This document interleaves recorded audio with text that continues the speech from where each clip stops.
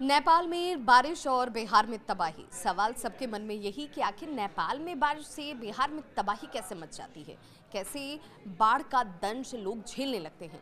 तो आपको बताते चलें कि नेपाल में लगातार हो रही बारिश ने बिहार के कई जिलों में खतरे को अब इस तरीके से तस्वीरों के जरिए लाया है, वो डरावनी है। वो आपको ये बताने के लिए काफ़ी है कि इसका समाधान बहुत जल्द होना चाहिए, नहीं तो हर बार साल दर साल यही विभीषिका इन ज़िलों में रहने वाले लोगों को उठानी पड़ेगी, जिसमें लोगों का घर बार चला जा रहा है, जिसमें लोगों की गाढ़ी कमाई से सपनों का आशियाना बह जा रहा है, लोगों की खेत बाड़ी चली जा रही है, ज़मीन के ज़मीन जो हैं वो ज़मींदोज़ हो जा रहे हैं।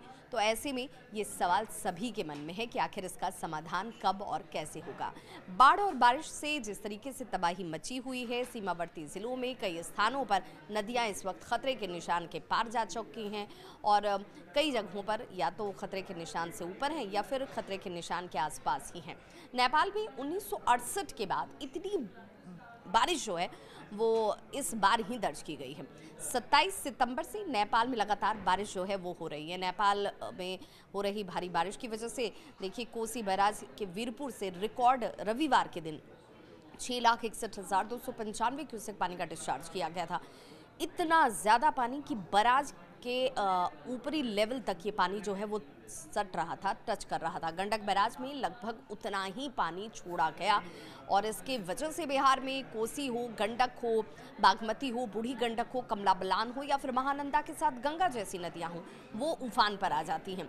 इन नदियों का जलस्तर काफ़ी बढ़ गया। ये नदियां खतरे के निशान से ऊपर बह रही हैं और कोसी बैराज वीरपुर से रिकॉर्ड पानी छोड़े जाने से 13 जिलों के 16 लाख से ज़्यादा जो आबादी है वो इस वक्त प्रभावित नजर आती है। जो भारी बारिश हुई है उसकी वजह से पहले से ही बाढ़ जैसे हालात बने हुए थे, लोग उससे तो दो चार हो ही रहे थे। और अब 1968 में कोसी बैराज से वीरपुर के 7.88 लाख क्यूसेक पानी छोड़ा गया था। उस वक्त वो सबसे ज़्यादा उसे माना जाता है कि उस वक्त हालात बने थे जब तकरीबन 8 लाख से थोड़ा ही कम पानी जो है वो छोड़ा गया था और उस समय भी बिहार के कई ज़िलों में तबाही मच गई थी।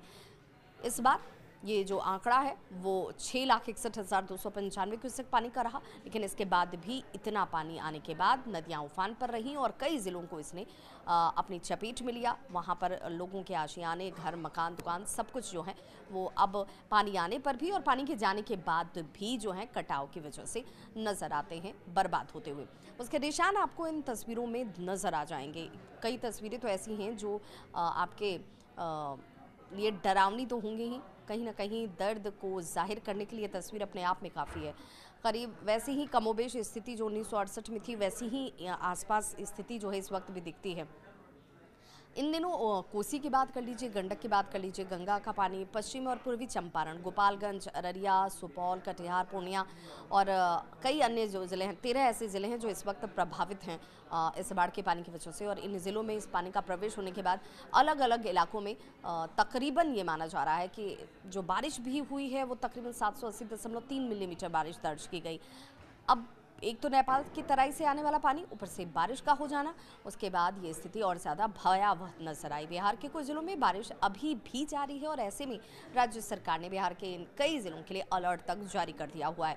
मौसम विभाग ने भारी बारिश का पूर्वानुमान पहले से जताया हुआ था।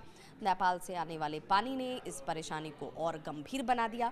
हालांकि इस वक्त बहुत सारे कम्युनिटी किचन चलाए जा रहे हैं, लोगों के बीच सूखा राशन पहुंचाया जा रहा है, पॉलीथीन शीट्स दिए जा रहे हैं। लगातार सरकार मॉनिटरिंग कर रही है, नज़र बनाए हुए हैं कि कहीं पर किसी तरीके से लोगों को परेशानी का सामना न करना पड़े। लेकिन चिंता का विषय ये अब भी बना हुआ है। धीरे धीरे हालांकि नदियों के जलस्तर में थोड़ी कमी आई है जैसे जैसे बराज का पानी कम हुआ है, लेकिन देखना होगा कि लोगों के आशियाने जो बह गए उन लोगों को राहत किस रूप में मिलती है, कब तक मिलती है। इस खबर पर आपकी क्या है राय? क्या आप इन 13 जिलों में से किसी ज़िले से आते हैं? वहाँ पर क्या है स्थिति? कमेंट के जरिए बताइएगा ज़रूर। मैं आपकी होस्ट और दोस्त विभा उपाध्याय।